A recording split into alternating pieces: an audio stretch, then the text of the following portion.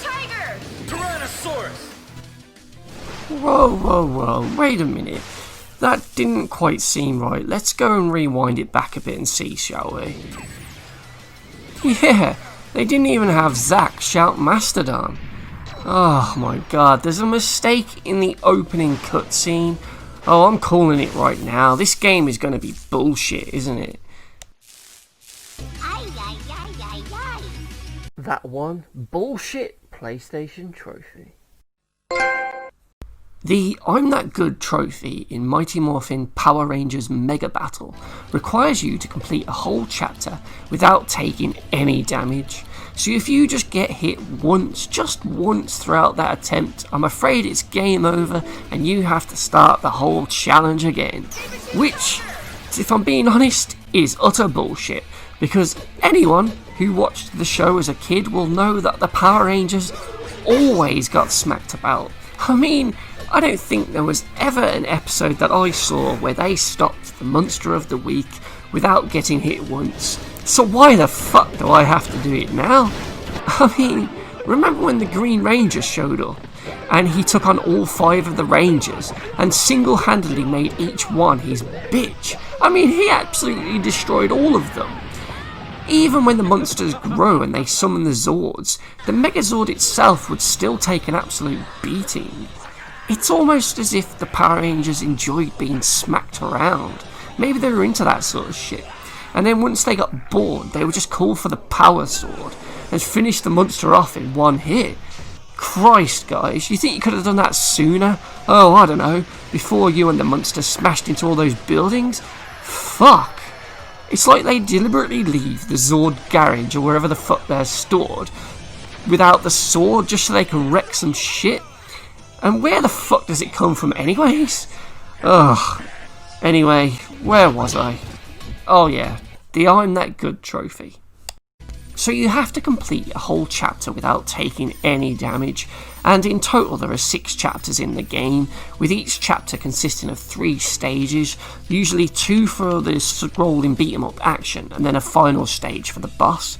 So what makes this trophy bullshit is the length of each chapter, as with the 3 stages to complete, you're looking at about 20 minutes for each run every time you attempt this trophy, and that time could be even longer if you were using a lower leveled ranger, or are just playing it really safe and conservatively. What's more annoying is that you can't just complete stage 1, make a backup save and then resume at stage 2 either, as that will just void the trophy, as this sucker needs to be done all in a single go, in a single playthrough. So to get this, you are looking at getting through a 20-minute level perfectly without making a single mistake through the 2 beat 'em up stages and then the final boss fight stage. So be prepared to retry over and over again due to cheap attacks from the putties or whatever else you happen to screw up on, because believe me, you will screw up. What with this level being 20 minutes long, it's just inevitable that the nerves will set in at some point and cause you to slip up and ruin your run. This trophy is just an absolute pain in the ass, and it's a real test of your patience and your willpower, in my opinion, more than actual skill, as you'll have to suffer through the slow-paced combat in this game, as the putties are just terrible enemies to fight against. You see, if you hit them once or twice, they'll fall down onto the floor, and then you have no choice but to wait a few seconds for them to get back up so that you can hit them again. And this may sound like nothing at first, but you'll do that maybe once or twice to defeat each enemy, and through a whole chapter full of these enemies, it really begins to grate after a while. There's just so much time wasted. You're definitely better off going for this trophy once you've max leveled a ranger, as that can help you to do more damage to each enemy and hopefully defeat them quicker by juggling them in the air. Going for this solo with a low level ranger will just make you feel like you're playing as Billy throughout the whole thing without any of his powers.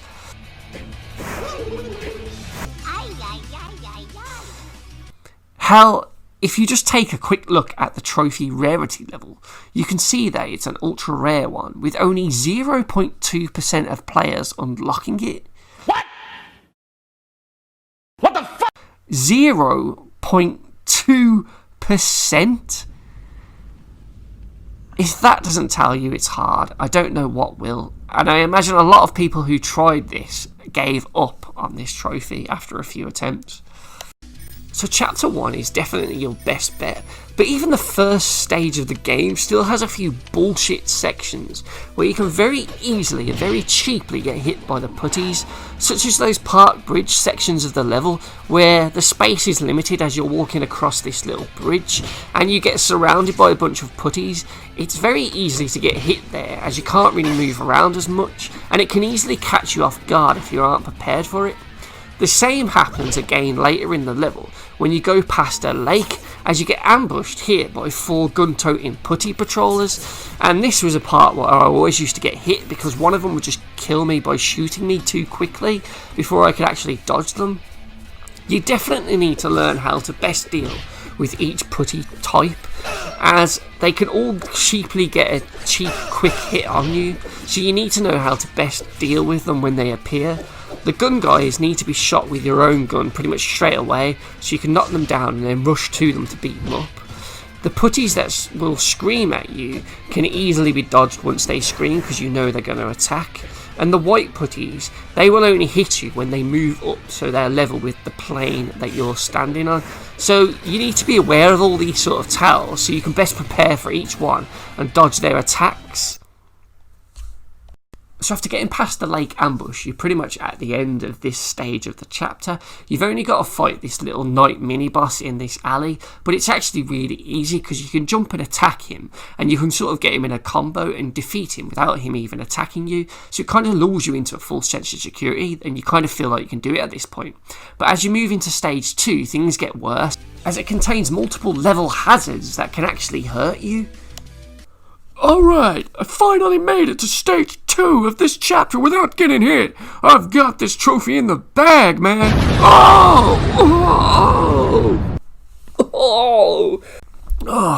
what the hell? How am I hurt from that? That car went right past me and that explosion was behind me. I don't even know why I'm hurt.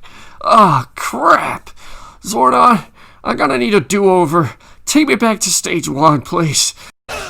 Yep. Just like Power Rangers the movie on the Mega Drive, there's a level in the streets where cars come past and they can knock you over and cause damage. Fuck me. Jesus Christ. I mean, thankfully they are kind of easy to dodge because you just need to stay in the top half of the screen and you can kind of avoid them. It's just when you try and go for the putties that stay in the road, you may end up getting hit by a car while you're fighting one, and that's where the problem lies with this part of the level. Though it's not too bad. There's also another one of those knights in the level, so you've just got to make sure you haven't activated that super thing with the glowing aura around you, because otherwise you can't actually defeat this boss. So once you get past him, you go to where there's like a car park, and it's here where you see another environmental hazard. You have this giant wall that you need to smash down in order to progress, but as you do that, a load of putties will come out, so you've got to try and contend with them, and there's also one with a gun just to make it harder. And then there's also these bullshit mines on the floor that will electrocute you, so this bit's a really tough section to avoid, and it'll probably cause you a few restarts here, because it's just such a pain in the ass to get through. Oh, fuck's sake, take this, you motherfucker! Hit me, will you, motherfucker? Die! Ah, jeez. But once you get through that bit, you're pretty much at the end of that stage then, and then we get into the third and final stage, and by this point, we're probably about 10 to 15 minutes into this challenge so far. And what's next, do I ask? Well, we see Rita, and she then summons her monster, and we have to do a final boss fight in order to complete this stage, and we're only up against motherfucking King Sphinx, the original OG villain that the Rangers first fought. Oh my god, okay, so this is where the pressure of this trophy will really get to you, and it will really make you feel really anxious, because his attacks aren't that bad to dodge. They're pretty well choreographed, and there's an easy tell of when he's going to strike. But like I said, you're probably 10 to 15 minutes into this challenge now, and you've done everything perfect up until this point, and the pressure alone will just make you end up making easy, stupid mistakes, causing you to fail the entire run. And there's nothing more heartbreaking than failing this challenge on this final stage. It's absolutely devastating. Trust me, I've done it multiple times to get this trophy, and it was just heartbreaking. But when you do manage to drain all of his health away, you're still not done, because he's now gonna grow, even though he was already big, which I don't quite get. But now we have a Megazord battle that we have to do. My fucking god, game. Just give me this fucking trophy. Give me a fucking break, for Christ's sake. And you'd think this would be a really cool Megazord fight now, where we can move around and punch and kick. But unfortunately, it's even worse than that, because it's essentially just a quick time event.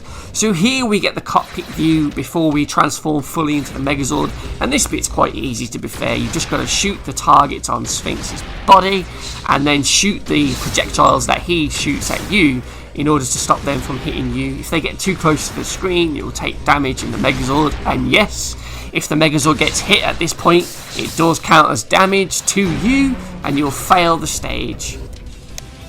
So once you've drained all this health away again, we then get the third and final part of the boss fight, where we finally transform into the giant Megazord, and we get to beat down on Sphinx one last time. And it's here where it's probably the most bullshit part of this challenge, as it all comes down to a series of quick time events. Are you fucking kidding me? Yep, all that tests that you've done before to make sure you can take out each putty type and not get hit, and all that sort of skill that you have, it all boils down to a series of quick time events. And my god, what a bad place to have them, because you're 15-20 minutes in now, you're right at the end, and you've got to do a series of quick button presses that you don't actually know what the button is until it appears on screen, and then as soon as it appears on screen, you get that horrible fucking bar underneath the buttons ticking down just to add more pressure, because if you don't press them in enough time, you'll fucking fail, and the Megazord will get hit by Sphinx. But if you do try and press them too quickly and you end up pressing the wrong button, you'll also get hit, and my god, it's horrible. I actually got to this point in my trophy challenge once, and actually failed on the quick time, and it was absolutely heartbreaking. My god, I had to leave the game for a day before I came back and tried it. It's just so fucking bullshit. Skillfully. Okay, here we go. Stay calm, stay calm, stay calm, stay calm, stay calm. Circle X square. If you need to say it out loud, it sort of helps sometimes. That's the first one. Triangle, circle. Fuck me, I almost fucked it up then, saying triangle first. Maybe don't say it out loud, it fucks you up. Triangle, easy enough. I think maybe one more now, and then it should do the power mode. X, X, X, circle. Quickly spam circle, for the love of God. Power up mode, hopefully that will just finish him off, so we don't have to do the big combo at the end. Maybe we'll get lucky. Nope. Square, X, X, square. Done it. Without getting hit, there you go. It can be done, guys. It can be done. Trust me. The trophy has just appeared. I'm that good. So there you go, that shows that with enough practice and enough patience, you can actually unlock the I'm That Good trophy in Mega Battle. But my god, it's a really frustrating trophy that doesn't seem to fit with the rest of the trophies in this list, as it's just the hard one out of nowhere, really. And the fact that the stages are so long, and that the fighting is so slow, and there's a lot of waiting around, and the retries are just heartbreaking, and then it all boils down to a load of quick times at the end, just make this seem really bullshit and unfair at times. And for that reason, the I'm That Good trophy in Power Rangers Mega Battle gets a bullshit trophy rating of... Bullshit. Bullshit. Bullshit. Bullshit! You said so! So bullshit!